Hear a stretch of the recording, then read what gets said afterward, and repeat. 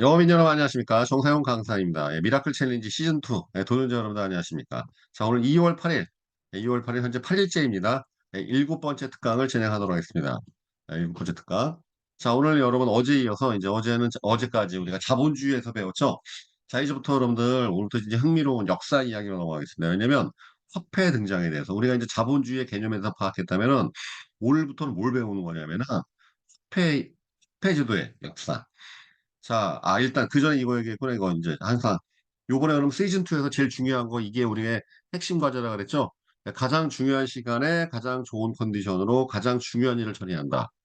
지금 새벽 시간이 얼마나 중요합니까? 많은 걸 포기해서 우리가 획득한 시간이죠? 이 중요한 시간에 가장 최고의 컨디션을 확보하기 위해서 당연히 일찍 주무셔야 됩니다. 몽롱한 상태에서 출석 체크해 주셔서 고맙습니다. 우리 김치현 점장님.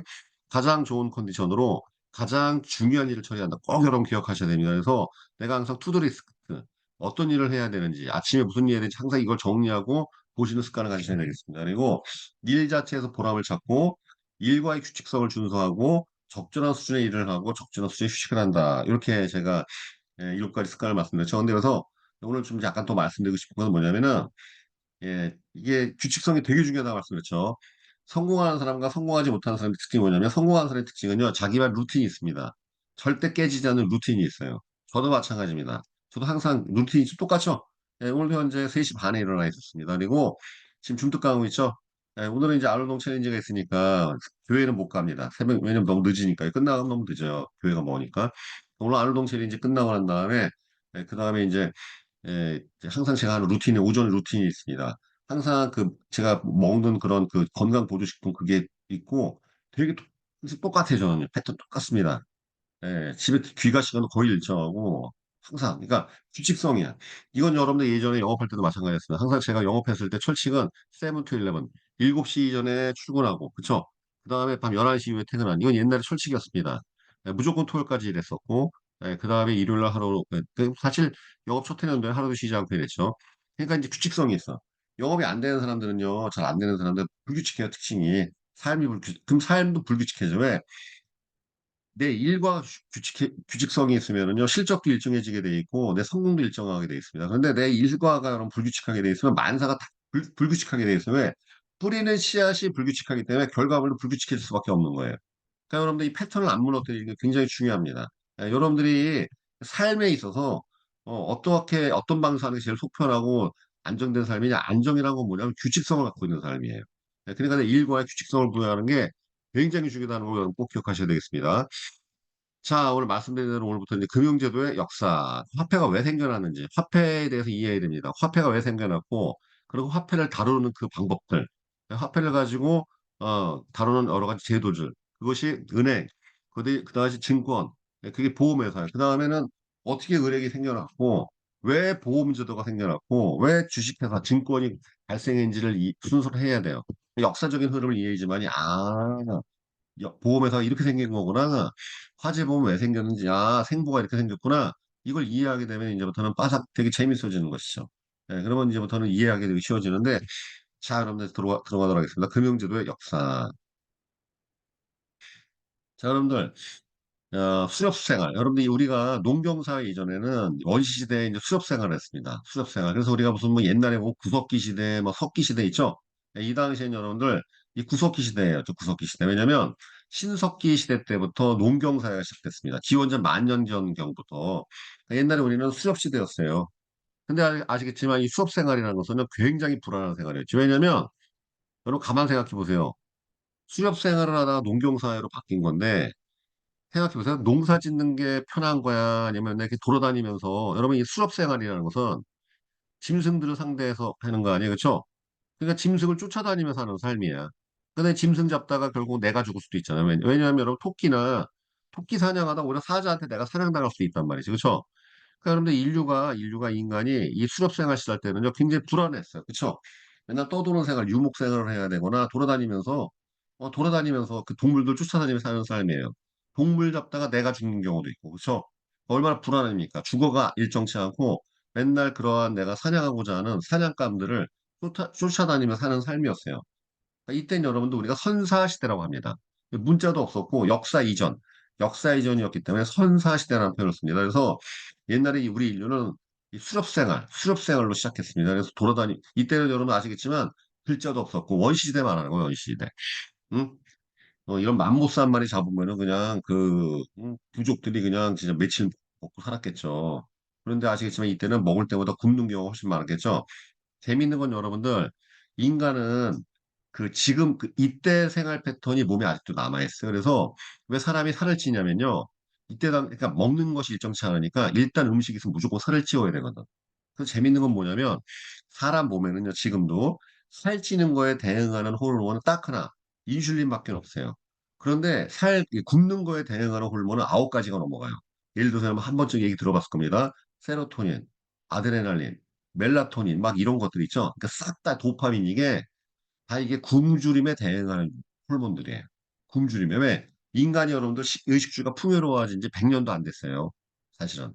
100년 전만 해도 여러분들 왕이나 귀족들이나 배불리 먹고 살았지 일반 사람들은 다 굶기를 밥 먹듯이 했어. 그러니까 무조건 살찌워야 되는 거야. 그게 지금도 여러분 당연히 몸에 나와 있기 때문에 살찌기는 되게 쉽게끔 돼 있는 것입니다. 아무튼 자기 수렵생활. 이 수렵생활로부터 이제 우리가 구석기 시대, 옛날에 구석기 시대였고, 그 다음에 우리 무슨 뭐 박물관 가다 보면요. 화살촉 나오고 있죠. 돌칼 이런 거. 좀 더 정교해졌단 말이야. 신석기 시대로 돌입하면서 농경사회로 바뀐 거예요. 농경사회. 이 농경사회. 이게 여러분 되게 중요한 변화입니다. 왜?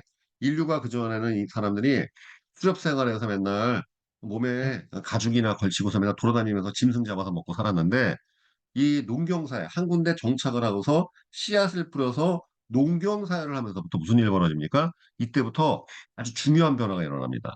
바로 잉여 농산물이 생겨나기 시작해요. 왜? 처음에 이제 농업 기술이 변변치 않았지만 석기 시대에서 신석기, 그리고 청동기라는 게 이제 발견되면서 이다부터 이제 정교해진단 말이지. 돌칼로 했던 게 아니라 낫을 쓰면서 쟁기를 쓰면서 그다음에 이 농경사회 요때부터 가축을 우리가 기르기 시작합니다. 그래서 소를 우리가 가축화시키고 개를 가축화시키고 하면서 정착 생활이 시작된 거예요. 농경사회. 농경사회가 되면서부터 생활이 안정화됐겠죠. 왜?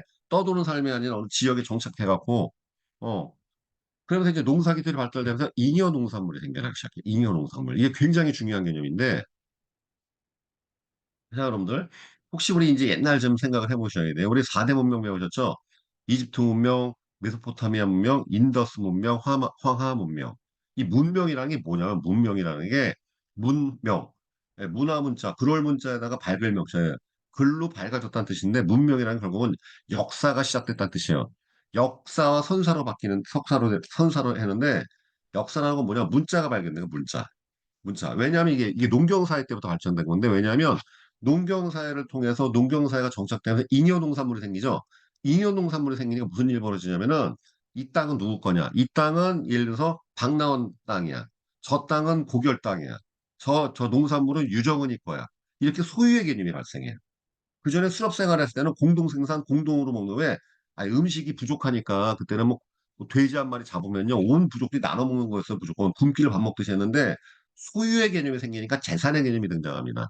재산의 개념이 등장하니까 이제 땅이 누구네 땅이냐, 저 농산물 무엇이냐 이런 숫자나 문자의 개념이 발생하기 시작해요. 이게 뭐냐면 농경사에 정착하면서 잉여 농산물이 생기면서 벌어진 건데 그러면서 여러분들 무슨 일이 벌어지냐면 문자라는 게 등장하기 시작해요. 문자가 등장하니까 이때부터 우리가 역사라는 게 시작되는 거야. 뭐냐면 글자가 생기니까 지식의 전승이 시작돼요. 자, 그래서 여러분들 이집트 문명은 다 이 문명의 특징이 뭐냐면 글자가 생기기 시작한 거야. 여러분 아실지 모르지만 이 이집트는 상형 문자입니다. 그러니까 지금도 여러분들 이집트 고대 보면 이렇게 글자가 있죠? 상형 문자. 아, 이집트 사람들이 5천 년 전에 이렇게 살았구나. 해석할 수가 있게 되는 거야. 역사라는 게 시작되는 것이죠. 그다음에 메소포타미아 문명은 여러분 쇠기 문자, 서령 문자를 서령 문자. 서령 문자로 지탱되어 있는 그런 시작된 문명이었었고 인더스 문명에는 여러분 인장 문자라고 여러분 처음 들어보실 텐데 이게 도장으로 된 문자가 있어요. 인장 문자라는 게 있는데 지금도 해석을 잘 못해요. 그래서 인더스 문명에 대해서는 사람들이 아직 잘 몰라. 그 글씨를 해석할 수 없기 때문에. 그 다음에 유명한 이제 중국의 황하 문명에는 갑골 문자. 그러니까 이런 문자가 등장하면서 문명이 시작된 거예요. 그래서 우리가 옛날에 이제 이 황하 문명 때는 우리의 조상들이 이렇게 살았구나. 이집트 사람이 이렇게 살았구나. 파피루스 이런 얘기 들어보셨죠? 파피루스에 기록되어 있는 그런 문자를 보면서 알게 된 거야. 벽화를 보면서 저는 문자를 통해서 고대 메소포타미아 문명에서는 어떻게 생활상이 뭐했구나 알게 된 거예요, 여러분들.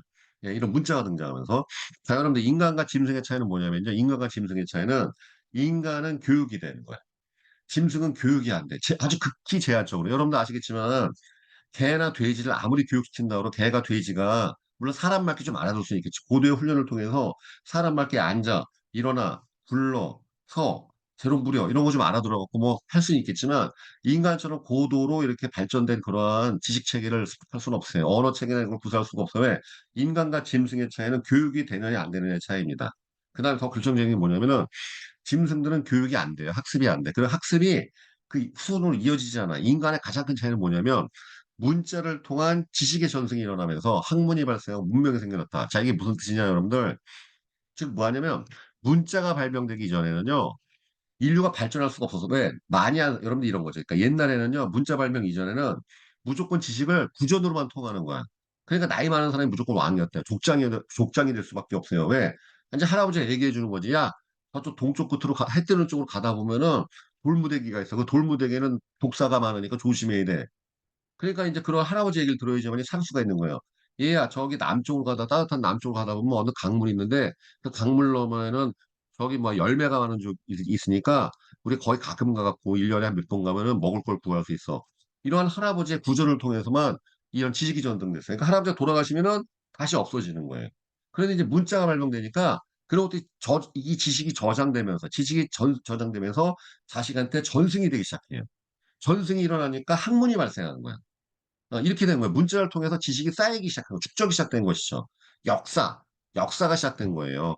이게 해년자, 해역자에다가 옥는 삭자인데, 하여튼 이 역사가, 지식의 축적이 시작되면서 결국 학문이 발생하고 문명이 일어나기 시작한 거예요. 예, 그러니까 그럼 지식의 전승이 일어나는 게 결국은 이 문명화 된다는 것이 인간과 짐승의 가장 큰 차이라고 할 수 있겠습니다. 자, 그래서 여러분들 학문이 최초의 학문은 신학에서 탄생한 거예요. 왜냐하면 여러분들 옛날에는 가만히 보세요. 옛날에는 결국 먹고 사는 게 신의 뜻이라고 생각했단 말이에요. 그러니까 옛날에 여러분들 족장은요 항상 대제사장과 겸했어. 족장이 항상 대제사장이야. 신의 뜻을 찾아내는 거. 왜?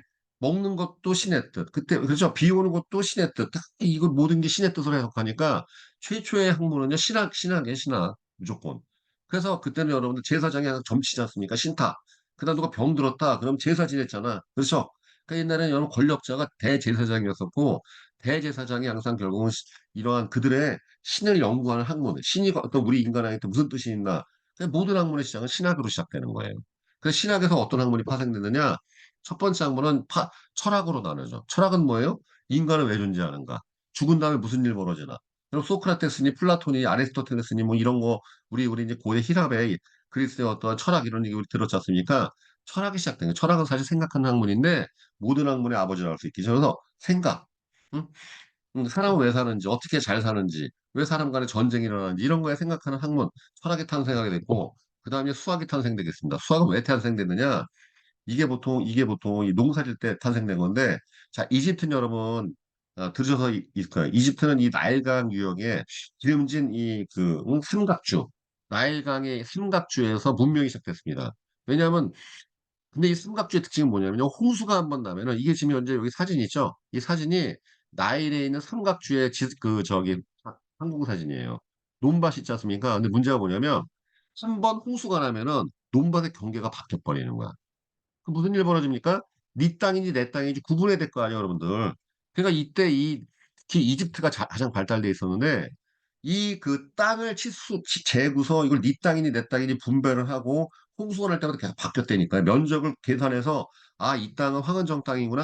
저 땅은 유미의 땅이구나. 거기에 문자를 적고 땅을 구분하고 사유재산을 만들면서부터 수학이 발생한 거예요. 수학은요. 이게 네 재산이냐 내 재산이냐 네 땅이냐 내 땅이냐 그다음 이 수학문 누구 거야 이거 계산하면서 시작된 거예요. 이게 수학의 시작이에요. 수학이. 네, 그래서 말씀드렸죠. 신학으로부터 모든 학문이 시작됐고 그다음 철학이 파생됐고 그다음에 사유재산 이 재산의 개념이 생겨나면서 수학이 시작된 거예요. 네 거냐 내 거냐. 네, 그다음에 이제 정치학이 생겨났지. 정치는 왜냐면 자 보세요 여러분들. 이제 딱 사유재산 생기니까 다툼이 생겨야 안 생겨요. 다툼이 생기잖아요.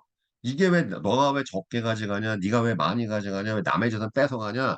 그 결국은 권력이 필요하게 된 거야. 누가 공통된 어떠한 그게 뭐 민주주의를 뽑든 뭐라든 간에 어떤 정치 권력이 있어, 권력자가 있어갖고 그런 것들 다툼을 제어해주고 질서를 회복해야 할 필요성이 생기게 된 것이죠. 그다음에 여러분들 이 농경사회는요. 그때 당시에도 유목민족들이 있어 약탈당하기도 하고 이런 전쟁이 생기기 시작했습니다. 왜냐면 잉여 재산이 생기니까 인구가 늘어나기 시작했거든요. 옛날에는 여러분 수렵생활 때는 인구가 이렇게 많이 못 늘어났어요. 왜?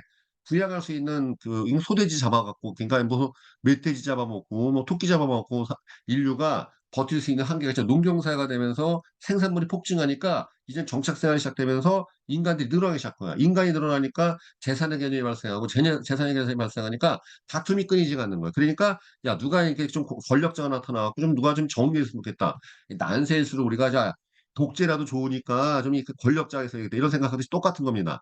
이때 여러분들 권력자들이 등장하고 정치 제도가 나오면서 정치하기 시작된 거예요. 이렇게 된 거예요. 순서가. 정치학. 그러면서 이제 국가 체제라는 게 만들어지기 시작하고 도시국간이 맨날 우리 얘기 한번 들었죠? 그리스 도시국간이 아마존이니 아니 뭐 저기 막 아테네니 스파르타니 이러한 그런 도시국가 체제에서 전쟁 벌어지고 그런 것들이 시작된 것입니다. 자, 그래서 여러분들 여기 이제 흐름을 쭉 보세요. 여기서 이제 봐봐. 사유재산이 생겼다 그랬죠? 사유재산. 근데 이제 이때 여러분들 화폐가 드디어 탄생하게 된 거지.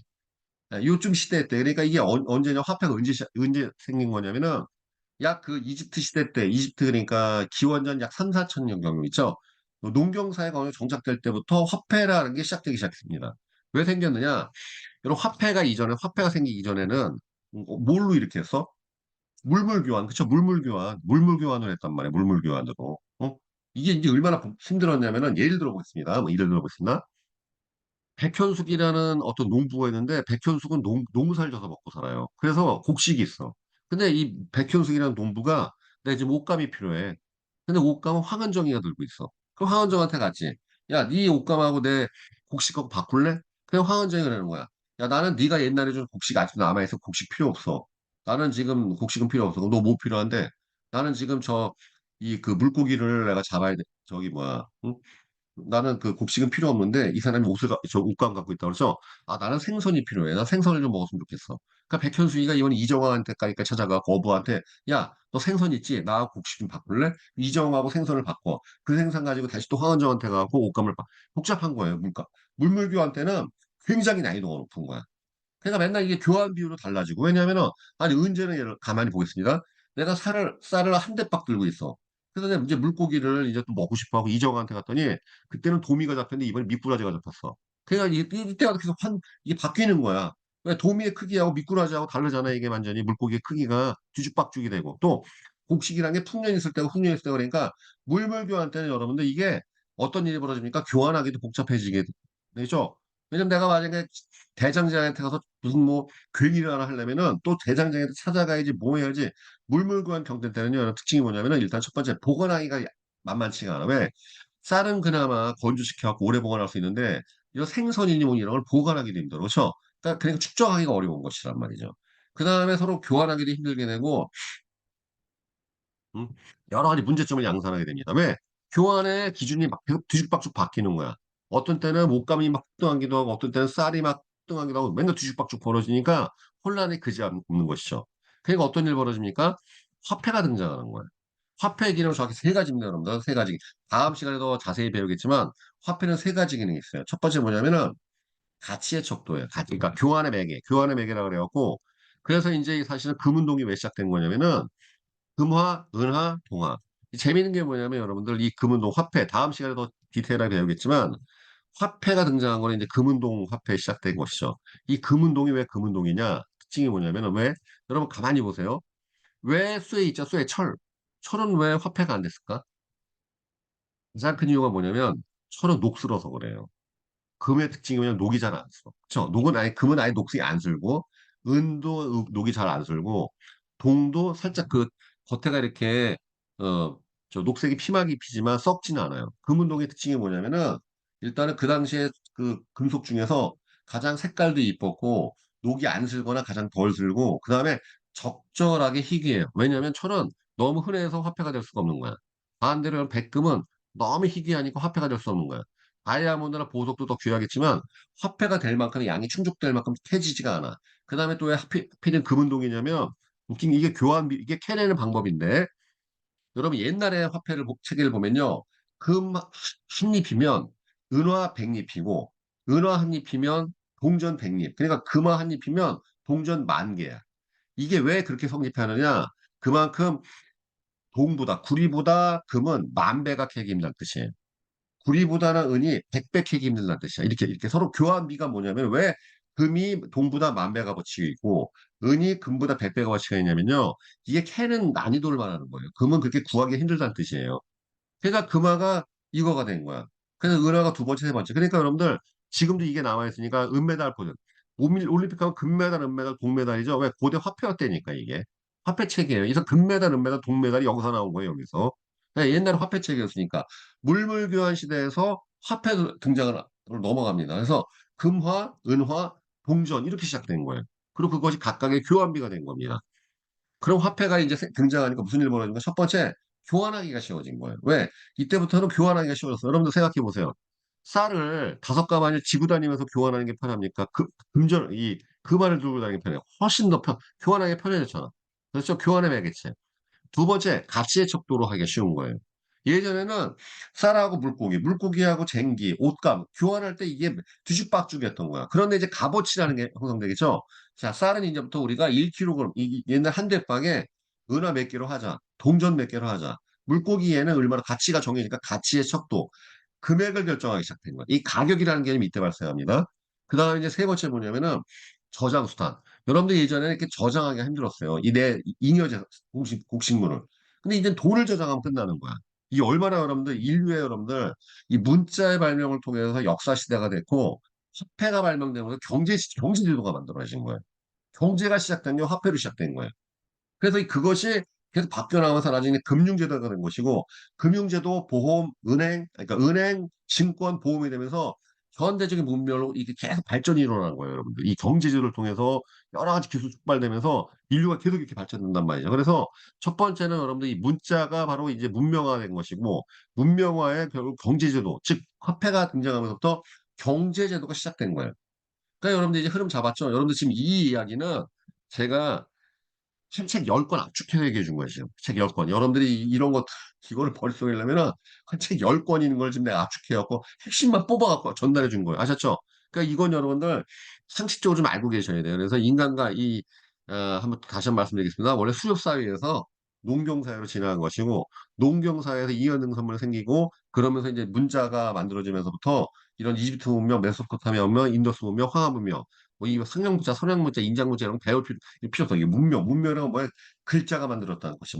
글자를 통해서 역사 시대, 예, 기록이 시작된 거예요. 그러니까 우리가 조상의 생활사를 알게 된 것이고, 이때부터 지식의 전승이 일어난 것인데, 문자를 통한 지식의 전승이 일어나면서 학문이 발생하고 문명이 생겨났다. 그 다음에 이제 학문, 신학과, 철학과, 수학과, 정치학이 등장하면서 인류가 본격적으로 정치, 제도, 국가의 개념, 이런 민족의 개념, 이런 것들이 발전하기 시작한 겁니다. 이때 여러분 화폐가 드디어 등장한 것이죠. 왜? 그전에는 이런 수업 경제나 농경 사회 때도 물물 교환을 통해서 이런 지식 재산이 축적이 되기 어려웠고 이 사유재산의 개념도 되게 혼재되어 있던 것이죠. 그러나 이런 이제 농경 사회를 통해서 지식의 전승이 일어나고 이런 이 문명이 발전되면서부터 어느 순간에 화폐가 뿅 하고 등장한 것이죠. 그러면서부터 어떤 일이 벌어집니까?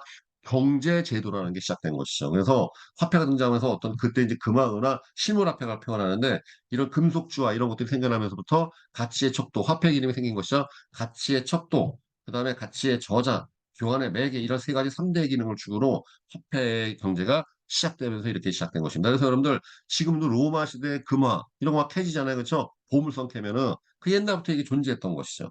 그러면서부터 사유재산이 생겨나니까 무슨 일이 벌어집니까? 이때부터 여러분들 부자와 가난한 사람의 개념이 시작됐겠죠. 그렇죠? 이러면서부터 우리가 화폐가 생기면서 어떤 일이 벌어집니까? 재산을 축적하기 시작하니까 사유재산의 개념, 여러 가지 개념이 계속 시작되는 거예요. 과학 문명이 발달하기 시작하고 왜? 이제 재산을 축적할 수 있으니까 부자 나라가 있고 가난한 나라가 있고 그렇죠? 이게 되게 중요한 개념이에요. 그래서 다음 시간에 이제 이 화폐 탄생을 통해서 무슨 일이 벌어져요? 이제부터는 은행제도, 보험제도, 증권제도가 어떻게 생겨나는지 그 기원이 있습니다. 이거에 대해서 우리가 또 다음 시간에 살펴보도록 하겠습니다. 오늘 여기까지 하겠습니다. 그래서 여러분들 그 역사라는 게 되게 흥미로운 게 되게 많습니다. 그래서 이런 부분에서 좀 흥미를 가지고 관심을 가지셔야 돼요. 그래서 우리가 맨날 물론 우리가 보험 세일즈를 잘하기 위해서 보험을 연구하고 세일즈 스킬 연구하는 데 있겠지만 좀 인문학적인 이러한 것들 지식을 쌓고 그런 것이 굉장히 중요해요. 그래서 오늘 문명의 시작과 화폐가 왜 생겨나는지에 대해서 알아봤습니다. 자, 이제 잠시 후에 우리가 이제 오늘 강 여기까지 하고 이제 아놀동 챌린지 준비할 건데 여러분 내일은 정말 자타가 공인하는 보상 청구와 건강보험 설계에 정말 대빵이 나타납니다. 여러분 내일 강의 절대 놓치시면 안 됩니다. 물론 이 강의는 녹화되었고 일주일 뒤에 유튜브에 올라가겠지만 그리고 지난주 목요일 날 저기 이거 했던 거 있죠? 이제 오늘부터 유튜브에 올라가기 시작해. 일주일에 텀이 있다고 그랬습니다. 그래서 유료 지금 하신 분과 무료로 어째 유튜브 보신 분들의 좀 차이를 두기 위해서 그래도 유료한 사람이 혜택이 있어야 될 거 아니에요? 업로드에 일주일에 편차를 뒀다고 말씀드렸습니다. 자, 그래서 내일은 이제 누가 등장합니까? 바로 보상 청구. 제가 아는 한 대한민국에서 이분이 거의 진짜 탑 수준에 도달하신 분이에요. 참고로 제가 어떤 사례가 있냐면은 제가 아는 분입니다. 어, 아는 분인데 아버님이 그런 3대 질환 중에 하나가 걸리신 분이에요. 근데 이제 보험 든 게 있는데 아버지께 보험 청구가 막힌 거야.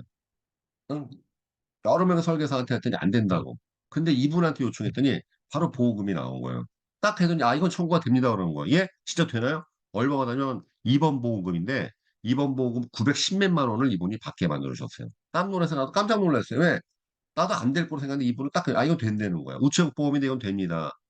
왜요? 이거는 이렇게 청구하면 된다는 거야.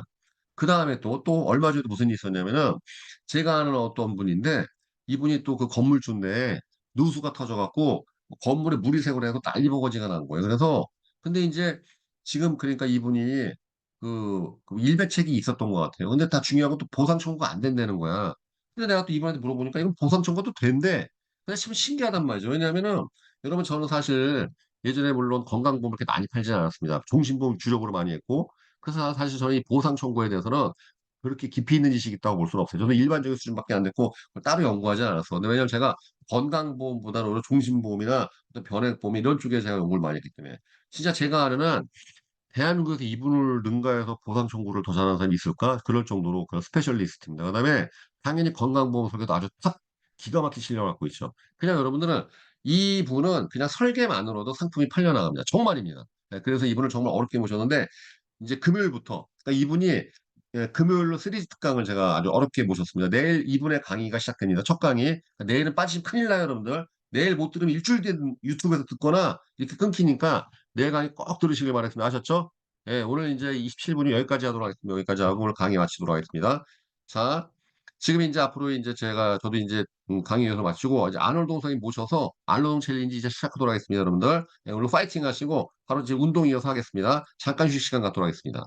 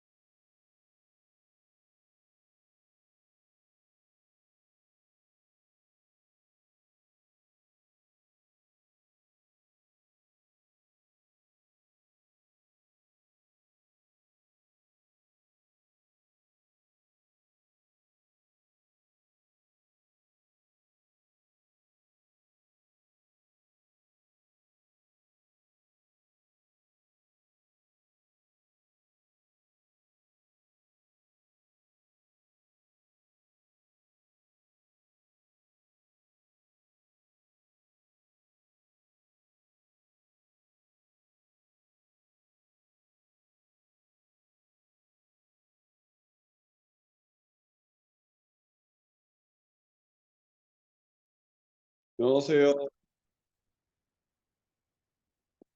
네, 반갑습니다. 드디어 운동이 시작됐습니다. 네, 몸 잠깐 푸시고 딱 30분에 시작하겠습니다. 네, 오늘은 일단 기본 스트레칭 아시는 분도 계시는데 처음 뵙는 분들 계시니까 스트레칭 배워보고 그리고 오늘 1, 2, 3 운동법 영상 보셨죠? 그 영상에 했던 거를 3세트만 같이 반복해 볼 거고 제가 오늘은 좀 더 동작을 알려드릴 테니까 잘 보고 따라 하시면 될 것 같아요. 이게 줌으로 하다 보니까 제가 이렇게 영상으로 뵀을 때 제대로 하고 있는지 못하는지를 좀 알기는 어려워요. 어려운데 그래도 제가 최대한 알려드릴 테니까 따라 하시고 혹시 기회 되시면 꼭 오셔서 동작 제대로 배워가시면 아마 13주 동안 좋은 몸으로 어차피 운동 배우면 평생 반복할 수 있으니까 그렇게 알면 좋을 것 같아요. 스트레칭 할 건데 일단 제가 아침에 그 단톡방에 말을 남겼듯이 일어나시면 제일 중요한 게 물을 먼저 마셔주는 게 굉장히 중요합니다. 왜냐하면 지금 물을 마신다고 이 물이 운동할 때 도움을 주는 게 아니라 운동 전 30분, 그러니까 우리 몸이 물을 흡수하고 쓰는 그 기간이 30분 정도 필요하니까 항상 일어나시면 미지근한 물 한 잔 정도 마셔주시고 그리고 화장실을 갔다 오시면 더 좋을 것 같고 아셨죠? 오케이. 스트레칭 할 건데 처음에는 우리 몸의 이제 관절부터 먼저 풀어볼 거예요. 그러면 이제 손목이 있고 발목이 있잖아요. 그러면 손목 발목을 그냥 편하게 발목은 잘 안 보이는데 그냥 손목과 발목을 같이 돌려보는 거예요. 하나, 둘, 셋, 넷, 다섯, 여섯, 일곱. 반대로도 이렇게 돌려보세요. 발목도 같이. 둘, 둘, 셋, 넷, 다섯, 여섯, 일곱, 여덟. 반대손. 하나, 둘, 셋, 넷, 다섯, 여섯, 일곱. 반대도. 둘, 둘, 셋, 넷, 다섯, 여섯, 일곱, 여덟. 어깨를요. 이 불룩 나온 이 어깨 여기 보면 이게 견봉이라는 건데 얘가 귀 쪽까지 달듯이 어깨 쭉 올려서 뒤로 이렇게 돌려보세요. 둘, 셋, 넷, 다섯, 여섯, 일곱, 여덟. 앞으로도 한번 해볼까요? 하나, 둘, 셋, 넷, 다섯, 여섯, 일곱, 여덟. 목을 오른쪽으로 돌려볼게요. 목을 편하게. 하나, 둘, 셋, 넷, 다섯, 여섯, 일곱, 여덟. 반대로도 한번. 하나, 둘, 셋, 넷, 다섯, 여섯, 일곱, 여덟. 허리 오른쪽으로 한번 편하게 크게 크게. 하나, 둘, 셋, 넷, 다섯, 여섯, 일곱. 반대로. 하나, 둘, 셋, 넷, 다섯, 여섯, 일곱, 여덟. 허리 숙이시고 손바닥을 무릎에 대시고 무릎으로 오른쪽으로 한번 돌려볼게요. 하나, 둘, 셋, 넷, 다섯, 여섯, 일곱. 반대로 한번 돌려보세요. 둘, 둘, 셋, 넷, 다섯, 여섯, 일곱, 여덟. 무릎이 앞에서 이렇게 뒤로 열리듯이 무릎을 열어서 뒤로 빼보세요. 하나, 이렇게. 둘, 무릎이 앞으로 이렇게 열리듯이. 셋, 넷, 다섯, 여섯, 일곱, 여덟. 반대로 무릎이 뒤에서 앞으로. 하나, 무릎을 열었다 닫는 거예요. 둘, 해보세요. 셋, 넷. 어릴 때 체육 시간에 안 해봤나요? 다섯, 여섯, 일곱, 여덟. 자, 지금까지 한 거는 동적 스트레칭이라고 몸을 움직이면서 하는 거고, 이제 정적 스트레칭이라고 이거는 몸에 움직임이 없이 근육을 당겨주는 동작이라고 하거든요. 자, 먼저 첫 번째 어깨부터 할 건데, 손을 앞으로 나란히 한 상태에서 반대 손으로 팔꿈치를 당겨요. 당기면서 머리는 반대로, 당기는 쪽 반대로. 하나, 둘, 셋, 넷. 몸은 전면을 보고 다섯, 여섯, 일곱. 반대. 둘, 둘, 셋, 넷, 다섯, 여섯, 일곱, 여덟. 손목은 자, 손바닥을 세워서 손가락 끝을 반대손으로 당겨주세요. 그러면 여기 부위가 당길 거예요. 하나, 둘, 셋, 넷, 다섯, 여섯, 일곱. 밑으로 내려서 반대로 당겨주세요. 둘, 둘, 셋, 넷, 다섯, 여섯, 일곱. 반대도 셋, 둘, 셋, 넷, 다섯, 여섯, 일곱. 밑으로 넷, 둘, 셋, 넷, 다섯, 여섯, 일곱, 여덟. 자, 팔꿈치를 뒤로 이렇게 목 뒤로 올려보세요. 팔을 이렇게. 그 다음에 반대손으로 팔꿈치를 잡으세요. 이거 몸쪽으로 당기는 거예요. 하나, 둘, 셋, 넷, 다섯, 여섯, 일곱. 반대도 둘, 둘, 셋, 넷, 다섯, 여섯, 일곱, 여덟. 자, 목 한번 풀어볼 건데 오른손 있죠? 오른손을 뒤로 열중셔 하시고 왼손으로 오른쪽 귀를 잡으세요. 그래서 천천히 당기는 거예요. 하나, 둘, 셋, 넷, 다섯, 여섯, 일곱. 자, 왼손을 열중셔하고 오른손으로 둘, 둘, 셋, 넷, 다섯, 여섯, 일곱, 여덟. 자, 양손으로 머리 뒤통수를 잡으세요.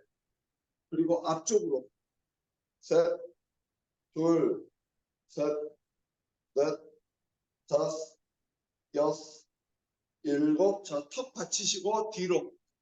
턱을 받쳐서 뒤로. 넷, 둘, 셋, 넷, 다섯, 여섯, 일곱, 여덟.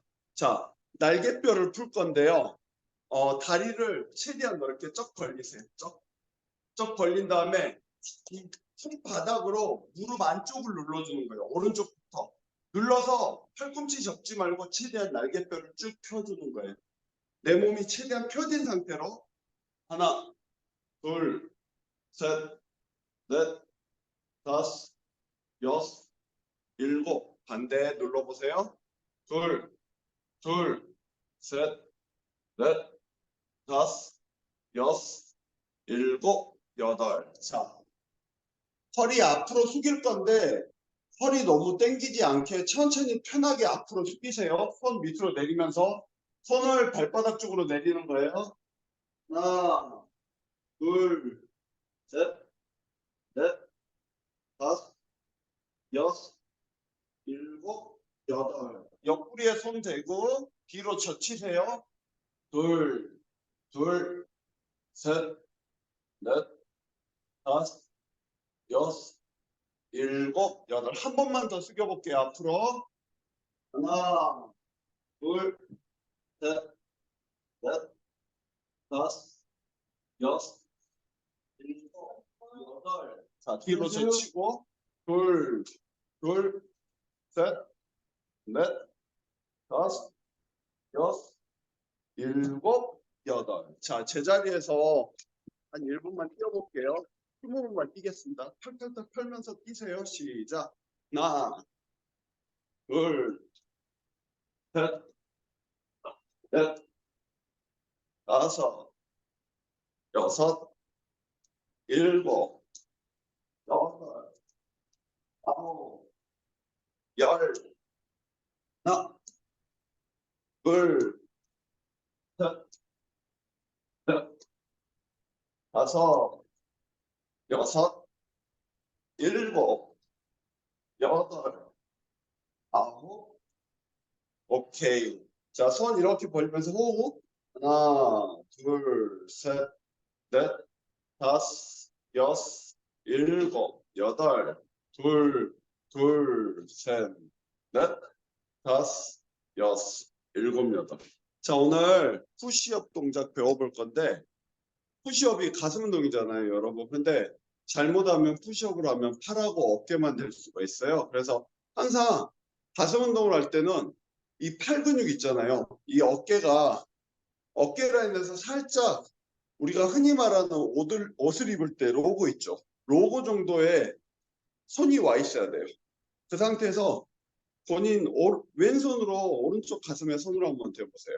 그 상태에서 한번 쭉 밀어보시고 이렇게 당겨보시고 밀어보시고 당겨보시고 이때 가슴 근육이 움직임을 느낄 수 있어야 돼요.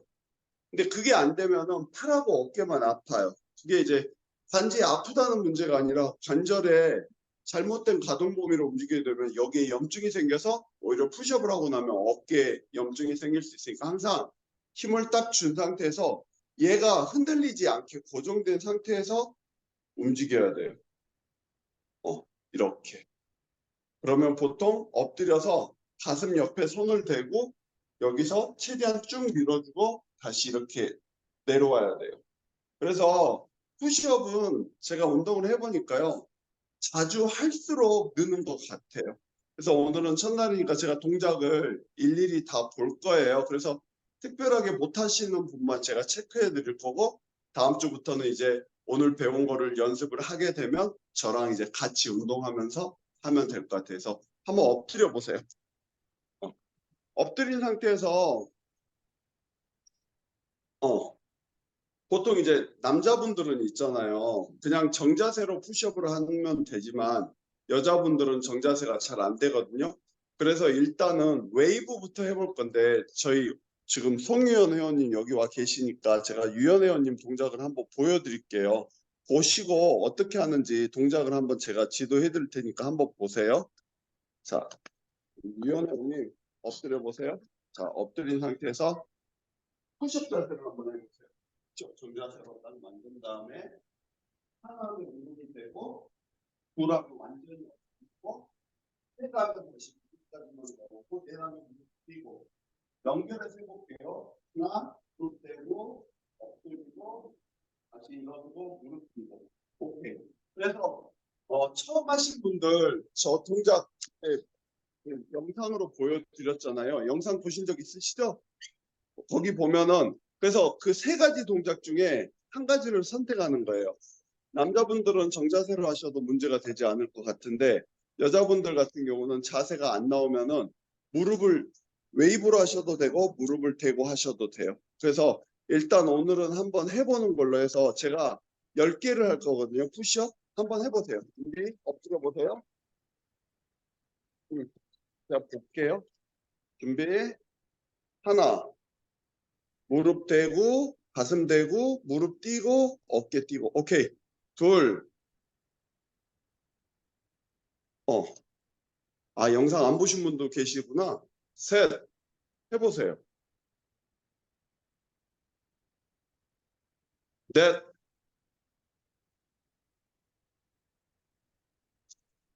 다섯, 여섯,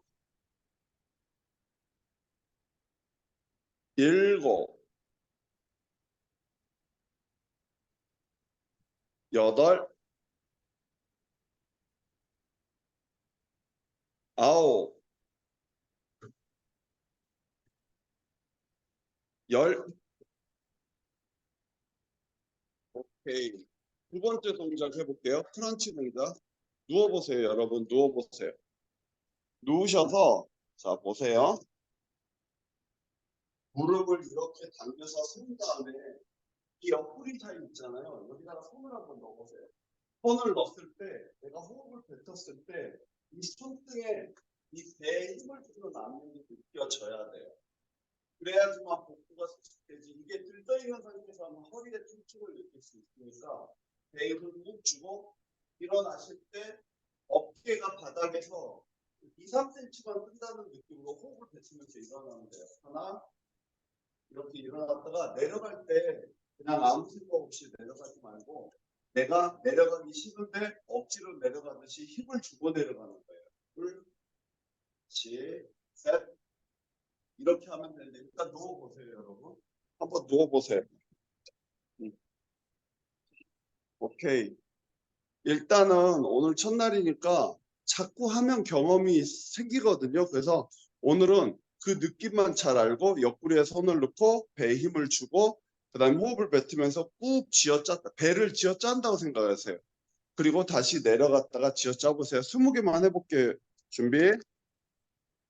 하나,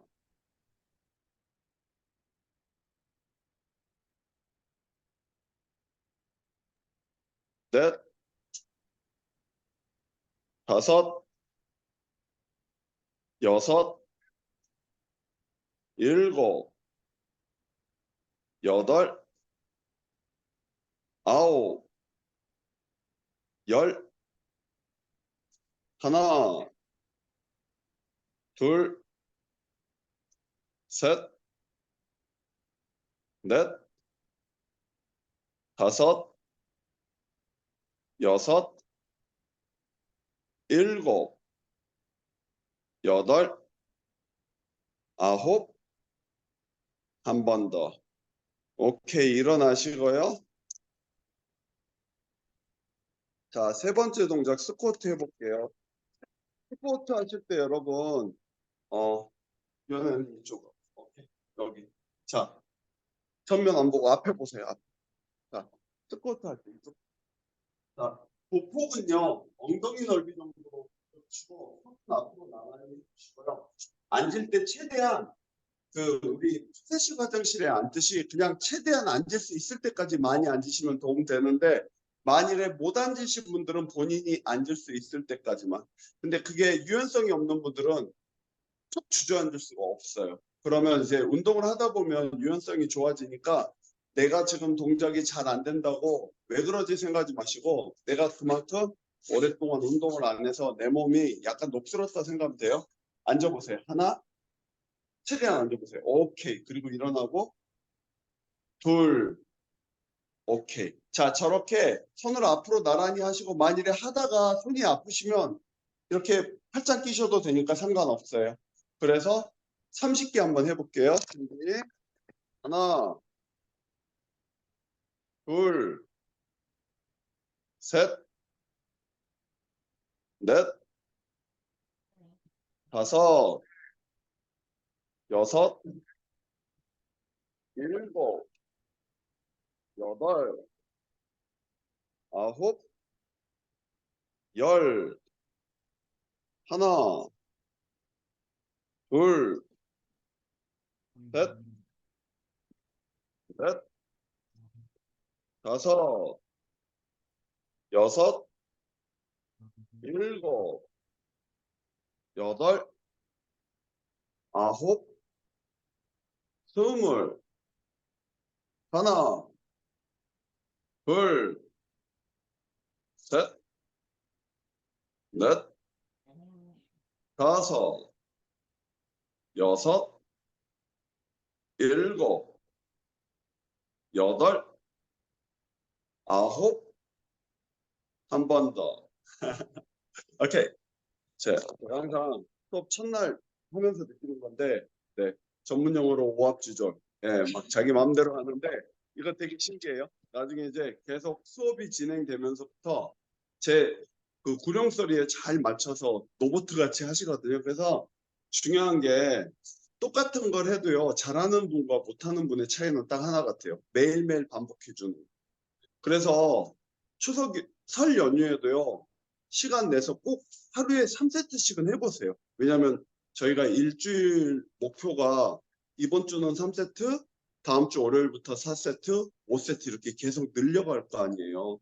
그렇기 때문에 여러분이 체력적으로나 그 다음에 체중이 빠져야지만 그 세트를 다 할 수 있지, 여러분이 만일에 준비하지 않으면 못 따라가니까. 어떤 분들은 정말로 13주에 원하는 목표 체중 다 이루고 건강해지고 좋아지는데, 그냥 열심히 안 하고 동참만 해서는 안 돼요. 운동은 무조건 몸으로 직접 경험하셔야 돼요. 그러니까 이거를 이해하려고 하지 마시고 느끼면은, 아, 내가 이렇게 하니까 가슴에 힘이 들어가는구나. 아, 이렇게 하니까 복부에 힘이 들어가는구나. 이렇게 하니까 와, 다리에 힘이 들어간다고 알 수 있거든요. 그래서 첫 술에 배 안 불러요. 그리고 기존에 했던 분들은 오늘 이제 처음부터 다시 하는 느낌으로 하는데, 중요한 게 다시 한번 내가 순서대로 걸어 가보는 거예요. 오케이? 자, 두 번째 세트 한번 해볼까요? 푸시업부터.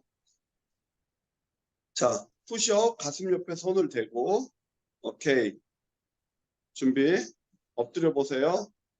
자, 시작하겠습니다. 준비. 하나, 내려가고, 둘, 셋, 넷, 다섯, 여섯, 일곱,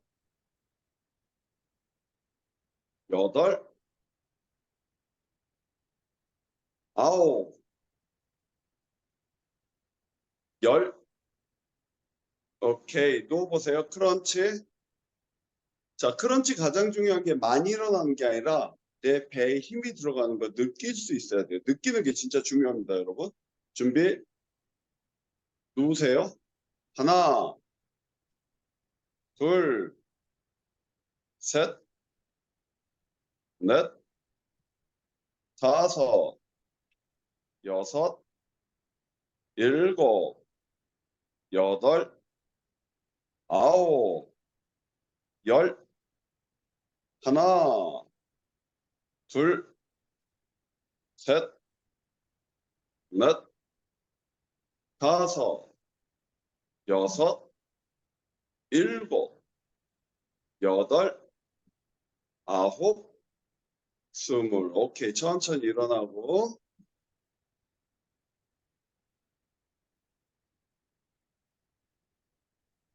오케이. 자, 스쿼트 해볼게요. 준비. 하나,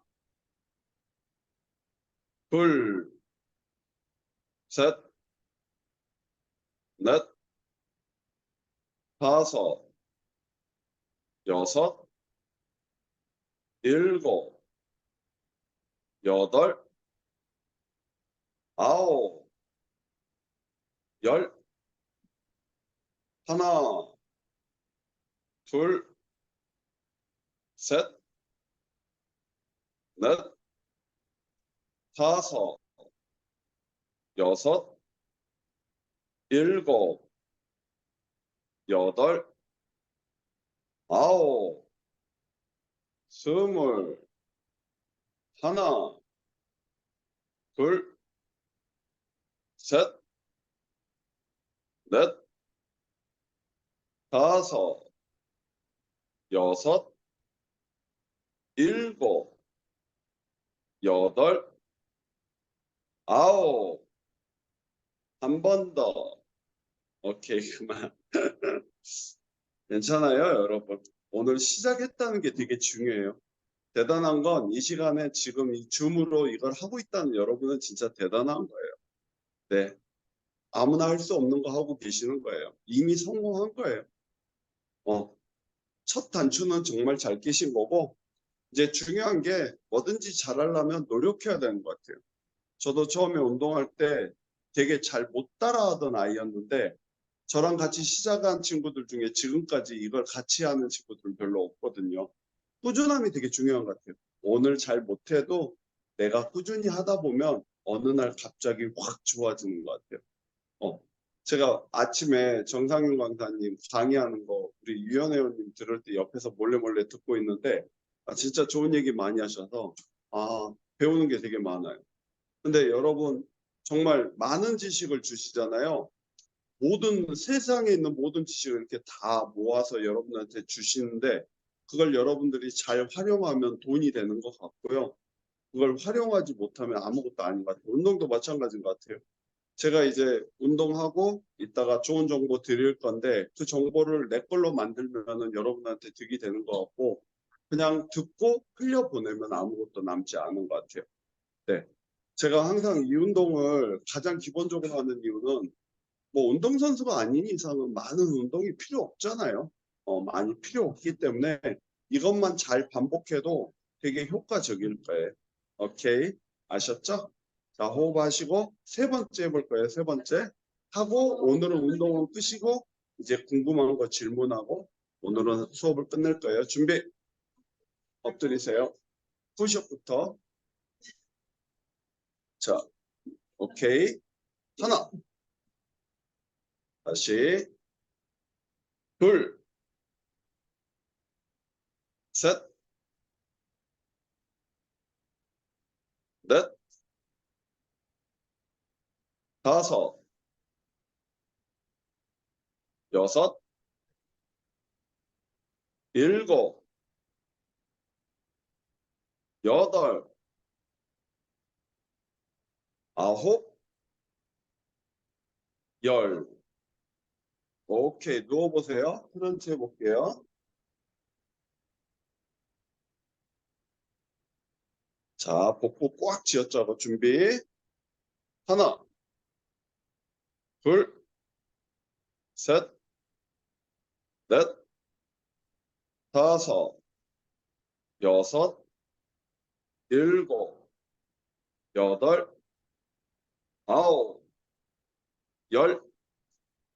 하나, 둘, 셋, 넷, 다섯, 여섯, 일곱, 여덟, 아홉, 스물. 오케이, 일어나시고 마지막 스쿼트 30개 해보겠습니다.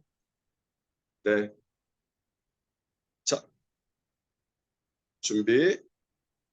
하나, 둘, 셋, 넷, 다섯, 여섯, 일곱, 여덟, 아홉, 열.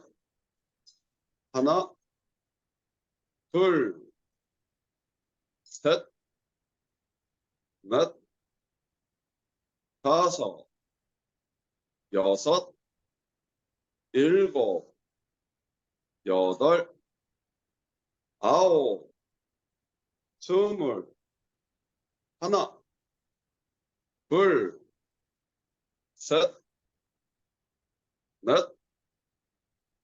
다섯, 여섯, 일곱, 여덟, 아홉. 한 번 더. 오케이. 물 한 잔 마시고요.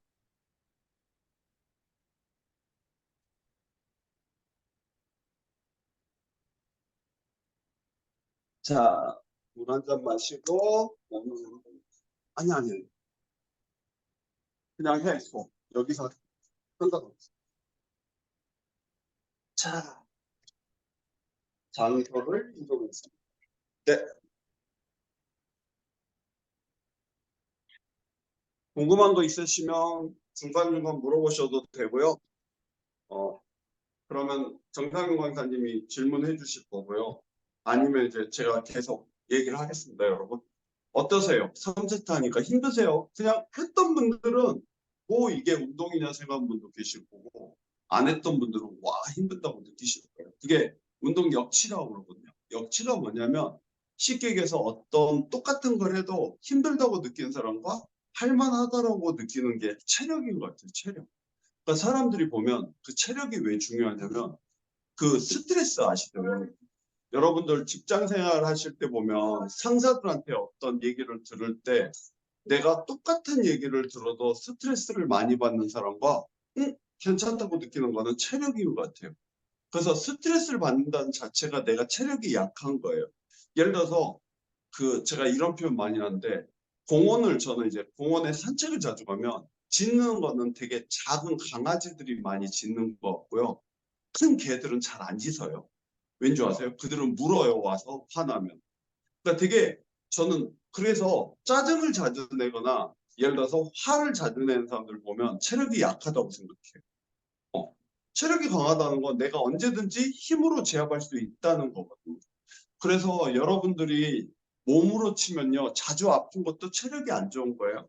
왜냐하면 똑같은 바이러스가 들어왔는데 어떤 사람은 증상 없이 넘어가고요, 어떤 사람은 엄청나게 크게 증상이 일어나는 거랑 똑같단 말이에요. 근데 그 체력을 만들어주는 게 여러분 운동이라 생각하시면 안 돼요. 제일 중요한 건 먹는 거예요, 먹는 거. 영양소라고 그러죠. 쉽게 얘기해서 뭐 자이 아파트, 그죠? GS건설, 순살 아파트. 왜 순살 아파트가 됐을까요? 어, 그 이유는 딱 하나예요. 좋은 재료, 그러니까 좋은 시멘트랑 좋은 모래를 쓰지 않고 가짜 모래랑 안 좋은 시멘트를 쓰면 간단하게 콘크리트가 굳을 수 없잖아요. 여러분 몸이 뭐로 채워져 있는데요? 세 가지로 채워져 있는 거 맞잖아요. 여러분 몸이 지금 뭐 금으로 채워져 있나요? 은으로 채워져 있나요? 아니잖아요. 여러분의 몸은 먹은 음식하고요, 물하고 그다음에 공기로 채워졌단 말이에요. 사람은 이 세 가지를 입으로 섭취해야지만 살 수 있는 거거든요. 어. 근데 여러분들이 예를 들어서 먹은 음식이 영양소가 결핍된다면 결론은 몸이 건강할 수 없죠. 그러니까 여러분들은 음식을 먹을 때 그냥 맛으로 먹으시면 안 된단 말이에요. 제가 첫날 강의 때도 말씀드렸잖아요. 206개의 뼈와 600개의 근육으로 돼 있고 요즘에 골다공증이 너무 많잖아요. 진짜 골다공증 환자 너무 많거든요. 젊어도 골다공증이 심하단 말이에요. 그 이유가 뭐예요? 뼛속에 예를 들어서 칼슘이 꽉 차 있으면은 뼈가 튼튼한데 그 뼛속에서 칼슘이 계속 빠져나오잖아요. 그러면 뼛속이 바람구멍이 많으니까 쉽게 부러지는 거잖아요. 결론은 여러분들이 먹은 음식에 영양소가 결핍되면 일단 뼛속이 빌 거고요. 두 번째, 세포가 건강해야 된다니까요. 세포가. 근데 세포는 여러분이 먹는 빵떡 과자의 영양소를 가지고 못 산다니까. 여러분이 먹은 음식, 흔히 우리가 말하는 탄수화물, 지방, 단백질, 그 자연에 존재하는 음식의 영양소를 가지고 이 세포들이 생명을 유지한단 말이에요. 그러니까 내가 몸에 대해서 조금 관심 있고 몸에 대해서 공부를 하면은 아, 내가 먹은 영양소가 내 세포를 건강해 하고 내 세포가 건강해야지 내 몸을 지켜주는 면역세포. 세포도 여러 가지가 있잖아요. 혈액세포, 피부세포, 근육세포, 신경세포, 면역세포. 그죠? 면역세포 하면 여러분들이 그래도 여러분들 건강상품 파시니까 알겠네. 킬러세포. 암을 죽이는 킬러세포라는 게 있죠. 어. 그다음에 뭐 예를 들어서 T세포, B세포. 아 진짜 다양한 세포가 있거든요. 그러면 T세포, B세포는 우리 몸에 들어오는 바이러스랑 싸움하는 세포들이란 말이에요. 그래서 코로나 때문에 되게 힘드신 분도 계셨지만 코로나가 뭔지도 모르고 지나간 사람도 있잖아요. 저같이 백신 한 번도 안 맞고 코로나 한 번도 안 걸리고 지금까지 살아온 사람도 있잖아요. 근데 나는 코로나에 몇 번씩 걸린 사람도 있잖아요. 그게 왜 그럴 것 같으세요? 내 몸에 있는 세포들이 그 바이러스랑 싸워서 이기면 증상이 없는 거라니까요. 근데 싸움에서 져가지고 패배하면 후유증이 많이 남죠. 그거 같아요. 그게 다 여러분이 먹은 음식하고 그다음에 여러분이 잠자는 시간과 여러분이 움직여주는 운동해주는 거란 말이에요. 근데 여러분 생각해 보세요. 저는 부자가 되고 싶거든요. 근데 그 부자가 되는데 가장 중요한 게 지출이 줄어들어야지 돈이 모이는 것 같아요. 내가 예를 들어서 이번 달에 3천만 원을 벌었는데 3,500만 원을 쓰면 벌어둔 500만 원에 저축해서 500이 나가는 거잖아요. 근데 결론은 나이가 들수록 가장 많이 지출되는 게 뭔지를 잘 생각해 보세요. 제가 보니까 제 주변에 60 이상 된 분들 거의 공통 분들이 매달 병원에 가서 약 타오는데 돈이 꽤 많이 들어가더라고요. 어. 근데 한 번 넘어져서 어디가 부스러졌다, 으스러졌다, 뭐 크게 아파서 병원에 입원했다 그러면 여러분들은 무조건 몸을 움직여야지 돈을 벌 수 있는 지금 직업의 형태잖아요. 고객을 만나야 되고 고객에게 상품을 팔아야 되는데 병원에서 고객이 찾아오나요? 문병 와서 상품 팔 수 있나요? 그럴 수도 있겠다. 능력이 되면 문병 왔을 때 내가 상품을 권할 수도 있겠네. 저 이렇게 아파서 이번에 이렇게 보상 받았으니까 고객님도 하나 드세요. 뭐 이럴 수 있겠다. 하지만 중요한 게 그런 사람한테 아픈 사람한테 내가 뭔가를 사고 싶을까? 저는 그런 생각 항상 많이 해요. 음, 그렇다면 여러분이 이렇게 아침 일찍 일어나서 정상용 강사님한테 좋은 교육 듣고 이렇게 월요일 목요일 저랑 같이 운동하면서 건강을 찾아간다? 여러분은 투자한 돈에 저는 진짜 100배 이상 100배가 뭐예요? 여러분이 건강하게 이 일을 80, 90에도 할 수 있다면 다른 방식으로라도 이 일을 계속할 수 있다면 여러분은 1000배, 만배를 버는 거 아닐까요? 전 그렇게 생각해요. 저는 항상 돈이라는 건요. 내가 의지에 상관없이 진짜 많이 벌릴 때는 정말 무한대로 벌릴 수 있다고 생각하거든요. 그래서 저는 같이 하던 대로 먹던 대로 하는 거랍니다. 아침에 먹던 대로 먹고 그다음에 뭐 자던 대로 자고 운동하는 대로 하는 거란 말이에요. 저는 최근에 아시안컵 그저께요, 어저께. 이제 졌잖아요. 4강에서 떨어졌잖아요. 안 봤단 말이에요, 한 번도. 안 봐요. 왜 안 본 줄 아세요? 축구 안 봐도 제 인생에 큰 타격은 없거든요. 어, 그래서 저는 우선순위가 있단 말이에요. 내가 목적을 정하면 거기에 맞춰서 내 몸을 무조건 끌고 가요. 근데 세상에서 가장 힘든 게 뭔지 아세요? 내 몸을 다스리는 거예요. 여러분 진짜 자기 몸뚱아리 하나를 못 다스려서 아프고 병들고 그런 거예요. 어, 되게 웃기죠. 내 거라고 생각하는데 내 마음대로 못 해요. 어, 어. 그래서 돌아가신 이병철 회장님 그 책 중에 그런 말이 있습니다. 세상에서 가장 내 마음대로 안 되는 게 골프하고 자식이라고 그랬어요. 그분 얘기는 자식이 자기 마음대로 안 된대요. 근데 이 몸도 어떻게 보면 내 거잖아요. 내 건데 내 마음대로 안 되잖아요. 아니, 먹고 싶은 걸 참고 싶은데 잘 참아지지도 않고, 운동은 하고 싶은데 생각은 하고 싶은데 잘 되지도 않잖아요. 어려운 거란 말이에요. 어렵기 때문에 몸이 관리 잘 된 사람들 보면 멋져 보이는 거죠. 대한민국에서 길을 이렇게 다닐 때, 와, 멋있다는 사람 자주 보나요? 자주 못 보잖아요. 그렇기 때문에 갖고 싶은 거예요. 흔한 거 갖고 싶지 않잖아요. 똑같아요, 몸도. 몸도 여러분이 노력한 만큼 나한테 보답해 준단 말이에요. 여러분들 어때요? 열심히 일하고 열심히 노력하면 그달의 실적이 더 좋지 않나요? 그런 거랑 똑같은 것 같아요. 근데 쉽게 바뀌진 않아요. 왜냐하면 여러분의 몸이라는 게 어떤 기계나 이런 것 같이 변화가 빨리 오는 게 아니라 천천히 쌓이고 쌓이고 쌓여서 변화가 오는 거란 말이에요. 여러분 세일즈 스킬이 오늘 정상현 강사님한테 들었다고 바로 그게 먹히나요? 아니잖아요. 그게 쌓이고 쌓이고 쌓이면은 되는 거랑 똑같단 말이에요. 그래서 우리는 같은 걸 계속 반복하는 거예요. 어, 그래야 되는 거예요. 그렇게 해야지만 우리가 원하는 걸 얻을 수 있는 거예요. 힘들죠. 매일 아침에 5시에 일어나는 거. 저는 여러분들이 이거에 참가한 것만 해도 여러분들은 대단한 거라고 생각해요. 왜? 마음의 준비가 안 된 사람은 시도 자체로 못 하잖아요. 그 굉장히 대단한 걸 하는 거고. 근데 이왕 내가 이렇게 내 시간을 쪼개서 아침에 일찍 일어나서 이렇게 수업도 받고 운동도 하잖아요. 그러면은 결과가 최대한 많이 일어나면 서로 좋잖아요. 저도 저번 챌린지 일기 때 마지막 날 같이 모여서 이렇게 운동하고 티타임 하면서 나 몇 킬로 뺐습니다. 몇 킬로 변했습니다. 그거 들으니까 되게 뿌듯하더라고요. 왜냐하면 저랑 같이 이렇게 동행했던 분들이 좋아졌다는 걸 보면 얼마나 뿌듯한데요. 근데 내가 노력하면 얻을 수 있는 게 많은데 조금만 노력하면 되거든요. 근데 꼭 그건 아셔야 돼요, 여러분. 내가 변하고 싶으면 가장 중요한 게 내 주변에 있는 사람들을 변화시키는 거 되게 중요합니다.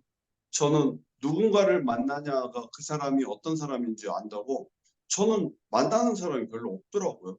저는 오히려 책 보거나 개인 시간 갖는 걸 좀 더 좋아하는 것 같아요. 그 이유는 사람들을 만날 때 그 시간이 너무 아까워요. 그리고 나 혼자 있을 때는 내가 자기 개발에 투자할 수 있는 거 많이 할 수 있잖아요. 운동도 마찬가지입니다. 운동도 나랑 레벨이 비슷한 사람하고 운동하면 도움이 되는데 나보다 레벨이 많이 떨어진 사람하고 운동을 하면 운동이라는 게 잘 안 돼요. 마찬가지로 여러분들이 성장하고 싶으면 여러분보다 더 낫다고 생각하는 사람을 애써 만나세요. 근데 누구를 가르치는 사람도 있잖아요. 내가 이 친구보다 좀 나서 내가 얘를 가르칠 수 있어. 그러면 나는 성장하지 않죠. 그분한테는 도움이 되는 거고. 그래서 만나는 부류를 자꾸 변화시키는 거 되게 중요한 것 같아요. 그런 식으로 하시는 거 진짜 중요한 것 같아요. 그래서 공부하시고 그리고 배운 거를 계속 써먹으세요. 예를 들어서 오늘 동적 스트레칭하고 정적 스트레칭 한 10분 정도 했잖아요. 어, 업무를 보다가 오늘 내가 진짜 큰 마음을 갖고 고객을 만났는데 세일즈가 되지 않았어. 그럴 때 한숨 쉬고 짜증내지 마세요. 그때 잠깐 배운 스트레칭 하면서 다시 도전. 이렇게 내가 뭔가 배운 거를 써먹는 거예요. 스트레스 받거나 갑자기 밥 먹을 때가 안 되는데 배가 고파지거나 단계 땡기고 그러면 복도나 어떤 공간에서 배운 스트레칭만 해줘도 진짜 릴렉스해져요. 어, 잘 그거 사용해 보는 거예요. 그리고 항상 내가 몇 살까지 건강하게 살 건지를 생각을 하세요. 생각을. 생각을 안 하기 때문에 아무것도 안 된다니까요. 저는 100세 생일날 생일 파티를 어떻게 할 건지 생파를 어떻게 할 건지 이미 생각을 했기 때문에 내 모습을 100살의 내 모습을 머리로 계속 그리고 있단 말이에요. 저는 100살에 청바지에 하얀 티셔츠 입고 다닐 거고 허리 꺾고 달 거고 내 발로 걸을 거고 정말 건강한 모습으로 살 거라고. 근데 여러분들 47년 후에 내 모습을 한번 생각해 보시란 말이에요. 47년 후에 제가 100살이 되는데 47년 후에 여러분은 어떤 모습으로 있을까? 예를 들어서 그때 되면 나 뭐 요양병원에서 그냥 있겠지 그러면 요양병원에 가 계실 거예요. 왜냐하면 제가 저번에도 말씀드렸잖아요. 생각이 말이 되고 말이 행동이 되고 말이 습관이 되고 습관이 인생이 된다고요. 어떤 걸 반복하냐에 따라서 여러분의 인생은 바뀐단 말이에요.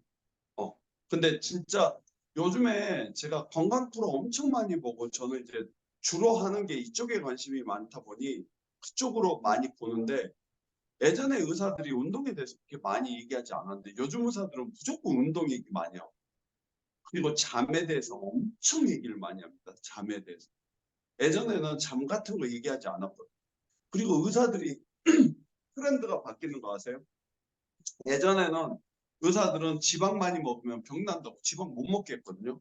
근데 요즘에 의사들은 지방에 대해서도 엄청나게 얘기를 많이 합니다. 지방 드시라고, 좋은 지방을 골라 드시라고. 그러니까 바뀌는 거죠. 트렌드가 바뀌고 있는 거예요. 미국에서는 제가 하고 있는 저탄고지 다이어트가 거의 핫 이슈거든요. 탄수화물 적게 먹고 지방 많이 먹는 거. 근데 한차까지 트렌드가 저지방이었단 말이에요. 저지방 우유. 우유, 저지방 우유 나왔으니까 얘기 한번 해야겠다. 여러분들 저지방 우유 좋다고 저지방 우유 사 드시죠? 그 저지방을 만들기 위해서 우유에다가 약을 섞어가지고 지방을 빼는 거 생각하는 건 안 해보셨죠? 그 지방을 빼기 위해서 약을 넣어요. 지방을 빼기 위해서. 그러면 여러분은 그 화학 성분을 먹는 거예요. 저지방 우유를 먹기 위해서. 무지방도 마찬가지고. 그러니까 이런 거죠. 커피는 마시고 싶은데 카페인은 안 받으니까 디카페인을 먹어. 디카페인 그냥 만들 것 같으세요? 아니잖아요. 카페인을 빼기 위해서 뭔가를 약을 넣잖아요. 이런 거. 그러니까 우리가 아주 단순해요. 단순 명료하게 자연에 존재하지 않은 어떤 특별한 걸 만들기 위해서는 첨가제가 들어가거나 화학 제품이 들어갈 수밖에 없는 거라니까요. 보세요. 중요한 게 왜 사람들은 자연에 있는 거를 자기들의 입맛에 맞게 변형시킬까? 그 이유가 뭐예요? 돈을 벌기 위해서든 돈을 벌기 위해서 만드는 거란 말이에요. 근데 농부도 돈을 벌기 위해서 농사를 짓지만 농부들은 새로운 걸 만드는 게 아니잖아요. 기존적에 있는 거를 키우는 거잖아요. 농부는 그렇게 하는 건데 공장에서 어떤 식품 산업에서 어떤 음식을 만들 때는 전혀 자연의 걸 새로운 걸로 바꿔가는 과정이 필요하잖아요. 그러면은 우리 몸에서는 안 받는다니까요. 그거를 꼭 알고 계셔야 된다. 여러분, 그걸 꼭 알고 계셔야 된다고. 그래서 무언가를 먹을 때 한 번 정도 생각을 하라고요. 이 음식은 어떻게 만들어졌을까? 그런 의심부터가 되게 나를 건강하게 만드는 것 같아요. 예를 들어서 배가 밥 먹은 지 얼마 안 됐는데 왜 계속 배가 고플까? 한 번쯤 생각해보세요. 그냥 배고프면 먹는 거예요? 배고프면 그냥 막 먹는 거예요? 아무 생각 없이? 왜 배가 고플까라 생각을 한번 해보면 좋은 거란 말이에요. 왜 배가 고플까? 내가 물을 적게 마셨나? 물을 마셔야 되겠구나. 내가 어저께 잠자는 시간이 부족해서 힘들구나. 이런 거를 본인이 생각을 해야 돼요. 그냥 아무 생각 없이 먹으면 그냥 먹는 거고 졸리면 그냥 이게 아니라니까. 내 몸이니까. 의사가 여러분의 몸을 살려주진 않아요. 의사들은 여러분 증상이 있으면 완화시켜주고 그 약으로 연명을 시켜줄 수 있는데 여러분 치료해준다고 생각하지 마세요. 의사들이. 그렇게 치면 제가 항상 얘기하잖아요. 암 환자들 다 살아야 되고 당뇨병 환자들은 당뇨가 없어져야 되고 고혈압 환자들은 혈압이 낮아져야 되는데 왜 그러지 않을까? 이유가 있을 거 아니에요. 그 이유를 찾아보자는 거죠. 그러니까 저랑은 13주 동안 내 몸에 대해서 좀 알아보자는 거예요.